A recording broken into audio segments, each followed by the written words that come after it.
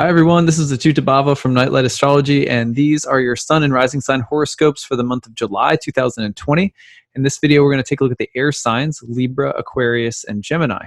So I've broken this month into three major transits happening across a couple of different main houses, and that's the way we're going to be looking at it this month because it's eclipse season and because we've got major stuff going on across especially the Cancer and Capricorn axis. That's going to be where most of our focus will be. But there is some action in Aries we're going to be talking about, and also a Venus square Neptune dynamic across the Gemini Pisces axis. So a few different things. We're going to kind of mix it up. Now remember, if you want to take a look at the overview in a more mundane collective sense, you can watch my overview for the month of July. And you can also follow along my channel as I break down different transits as the month goes on. So you've kind of got three levels that you're always looking at the transits: the general, the more personalized version like this video, and then breaking down the transits one by one throughout the month. And then lots of cool stuff. So I hope you'll check all of that out.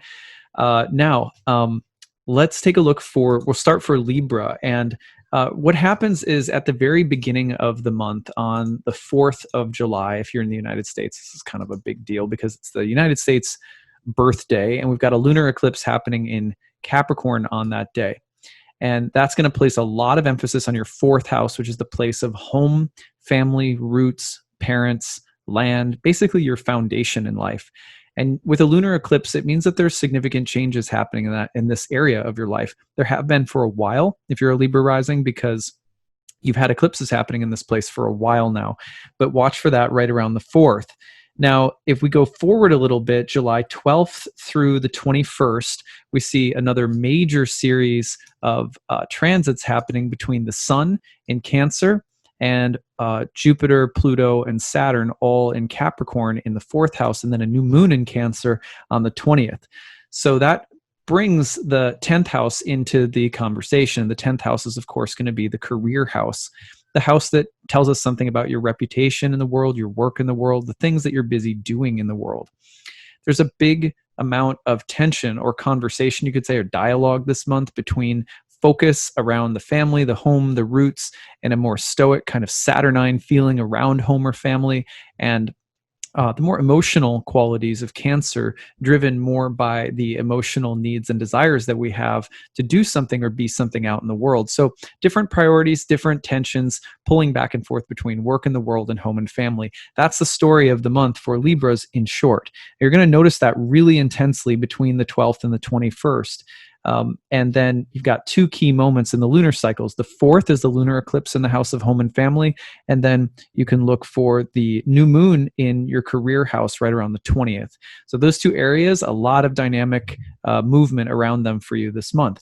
Now, another thing that's happening to keep your eye on is that between the 7th and 8th of the month, I'll just kind of bring this forward a little bit so you can see it. Between the 7th and the 8th of this month, you're going to notice that Mars and Mercury are getting into a square with one another while Mercury is retrograde. Mercury is going to turn direct and then go back over the same square by the end of the month on July 27th.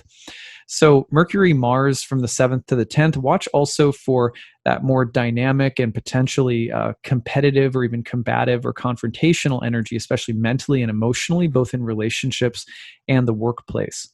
So that's a pretty powerful theme this month as well, just to keep your eye out for.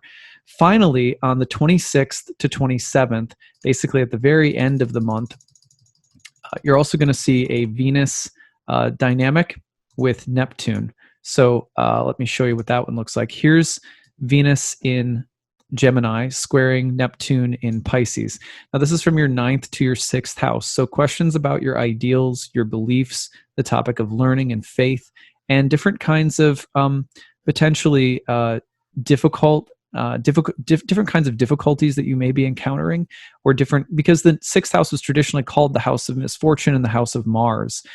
It could also have something to do with conflicts around ideas, ideals, beliefs, the topic of communication in your relationships, and also the way that your ethical system or your system of values translates into work or tangible actions in the world. These kinds of questions, as well as, again, generally questions about education and learning, love, relationships, faith, and beliefs, those combination of topics will probably be pronounced.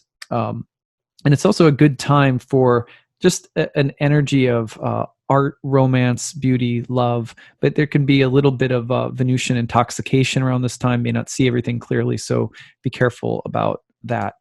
Now let's wind this back up and do it over again for Aquarius. So go back to very beginning of the month. So if you're in Aquarius this month, we're going to start with that lunar eclipse, and let's put Aquarius on the ascendant. If you're an Aquarius rising, and the sun sign equivalent of this is always just imagining that we're putting your sun in the first house. I think rising signs are more accurate personally, but at any rate, so this then takes that lunar eclipse energy and puts it in your 12th house, and then opposes the 6th and the 12th house energies of the month. So on the 4th, you have the lunar eclipse in your 12th. On the 20th, you have the new moon in Cancer in the 6th. And then between the 12th and the 21st, you have the sun going through all of these oppositions between the 12th and the 6th houses.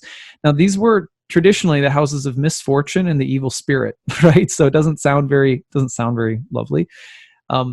These houses have a lot to do with looking at the way in which we undermine ourselves, looking at the way in which, for the 12th house in particular, looking at our own shadows and our own, sometimes our own sense of apartness or difference from the world, the feeling of being alone or isolated from the world, or needing time to reflect and retreat a little bit from the world, but also the ways in which we tend to lose ourselves or undermine ourselves in some way. So those are going to be topics for your concern or consideration this month. And then you've got the opposite 6th house energies, the place of misfortune, that was called the joy of Mars. This house is not really, let's not call it unfortunate per se. Let's just say that the things that come up in this house are generally of a conflicted nature. I should say that this house generates conflict, strife, trouble, hard work, and sometimes even sickness. So the 6th and 12th houses are often places where you're in the work of your life, the work of your, building something that's valuable. It takes a long time. It takes a lot of sort of blood, sweat, and tears. Or it can be a place that suggests a level of conflict or hostility. It can also be a place that suggests an ongoing health problems or struggles. It's kind of a place where you're always kind of fighting with something. These two houses, when they come together, are really about some of the deeper work, you could say, that we're here to do, because so much of how we grow spiritually has to do with how we meet adversity and how we move through it. Some of this may bring up the topics of home, family, relationships, domestic issues, with so much emphasis on the Cancer side of things this month, as well as the 12th house image of Capricorn, the difficult lessons of growing up. So, and we're always growing up, right? We're always growing. So there's always a sense in which we have new challenges and new lessons to learn. So a little bit heavier month if you're an Aquarius rising. Now, if you are let's just put it this way. The other thing that's happening this month is that you have Mercury squaring Mars. And this Mercury-Mars square is taking place right around the 7th to the 8th, and then again on July 27th. So if you're in a space where you're feeling agitated or temperamental this month, what I was about to say, then you want to be careful, because this is a pretty kind of combustible, mental, emotional, communicative energy where blowouts are possible, or the potential for some degree of mental and emotional health, mental and emotional health issues would potentially come up this month, feeling a little depressed, but more than likely feeling agitated, or the potential for there to be some degree of emotional hardship or conflict in relationships. So that's what I'm seeing there. Now that comes back again on July 27th. So just watch for that throughout the month. It's also possible that people that you're close with, relatives, family members, that there could be some degree of conflict with them this month. So, be a peacemaker as much as you can. And then finally, towards the very end of the month, between the 26th and the 27th, we also have Venus making a square to Neptune. So let's look at that. Here's Venus in Gemini making a square to Neptune in Pisces. This to me has the look of, Venus-Neptune square from the 2nd to the 5th is often like, let's go out and spend money on a big meal, or a fancy dinner, or I'd like to go shopping, or it has that potential to be about sensual pleasure and money. glamour and money. So it's be careful, because this transit can result in spending a lot of money on things that are kind of frivolous, or it could be like a vanity spending trip to the mall, to retail therapy or whatever they call it. So be careful of that. But this can also be about the themes of romance and beauty and creativity and love, and there's kind of romantic themes and imaginative themes on the rise in general. And the question about pleasure, fun, romance, and sexuality in general will be sort of in the air. So you watch that very end of the month, and it could be some potential for some kind of creative collaboration, or some good luck or good fortune around money or finances too. You just want to be careful of going to the extremes, or being extravagant. It's like Venus Neptune is like that saying, like, don't go to the grocery store hungry. You'll end up spending too much money. So be a little bit careful of that. All right, let's go back to the beginning of the month, and we'll end with, if you're a Gemini rising. We're going to start again with that eclipse, the lunar eclipse in Capricorn at the beginning of the month. Let's put Gemini on the ascendant. And now for you, the tension of the month is happening between the 2nd and the 8th houses, starting with the lunar eclipse on the 4th, and that's in Capricorn. And then, then there's a new moon in Cancer on the 20th. And then between the 12th and the 21st, there's this big, long series of oppositions from the Sun to Jupiter, Pluto, Saturn. So very powerful tension between these two houses this month. The second house has a lot to do with self-sufficiency, my own resources, my own money, my own earning power, my bills, expenditures, income and expenditures, generally speaking. And the question of, what do I have within myself that's of value, or that could be used? What can I rely on? Where is the help that I can rely on? And then the 8th house, which is going to be the topics of what other people have, what they have to rely on, or what they don't have to rely on.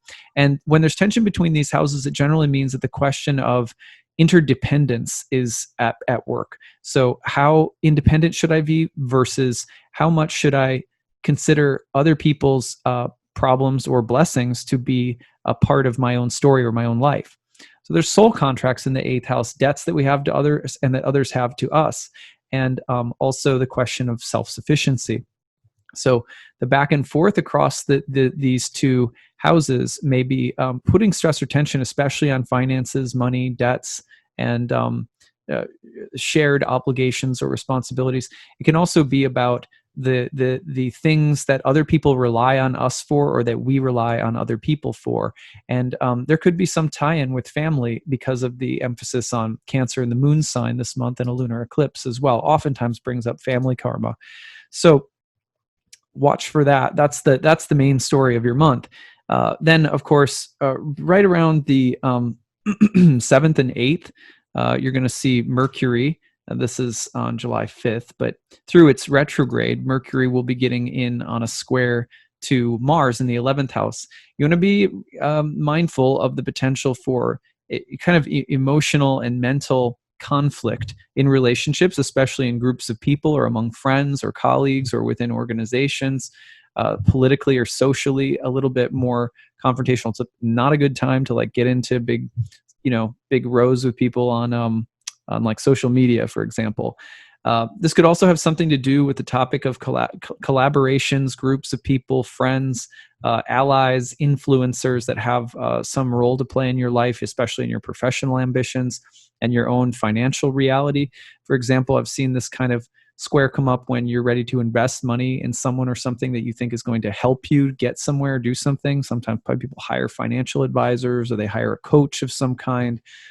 On the other hand, this square can sometimes come up where there is a parting of ways, or a relationships or affiliations with different people or groups kind of reaching a critical point where you say, no more, I'm done. So some of those tensions are around this month. Watch for them between the 7th and 8th, and then again on the 27th, there's a reprise of the same themes. So then last but not least, on the 26th to 27th, very end of the month, let me take this forward here so that you can see it. Venus in your first house and home sign of Gemini is going to move into a square with Neptune. So you can see that in the chart right here. And that's between your first and 10th houses. So questions about identity, appearance, your beauty, diet, physical appearance, sometimes a little on the vain side with Venus in the first house. You got to be careful of that. But also Venus in the first house is ready to bless you and give you some form of support, self-care, self-love, a greater sense of charm and ease. And when Venus is in the first house, I've just noticed that it's a time where you often just feel really great. There's a sense of being lifted up and feeling like you have a little extra energy and a little just that grace that's there when Venus comes through the first house. But question, with Venus retrograde in your first house for a long time, since April, Venus is now culminating, finishing up some work that it's been doing and calling into question, your identity in the world. Who are you? What matters to you? What makes you happy? What makes you shine? Where is the delight and joy in your life? These are Venus first house questions. Now it's squaring Neptune in the 10th house, which is bringing in questions about your role in the world, your work in the world, maybe your professional life, and also questions about who you are versus who you present yourself to be could be relevant, as well as maybe some aesthetic makeover or change of title or position that you're considering. You may, or some confusion about where you want to go with a couple of options on the table. So watch for that to peak though between the 26th and the 27th. All right, so that's what I've got for the air signs this month. I'd love to hear from you guys, hear your stories, hear how things are going now. And I recommend throughout the month coming back and listening to this and share your stories then as well. So please do that. And yeah, let me know how it's going. I hope you have a really great month of July, and we'll see you again for August. Take care, everyone. Bye.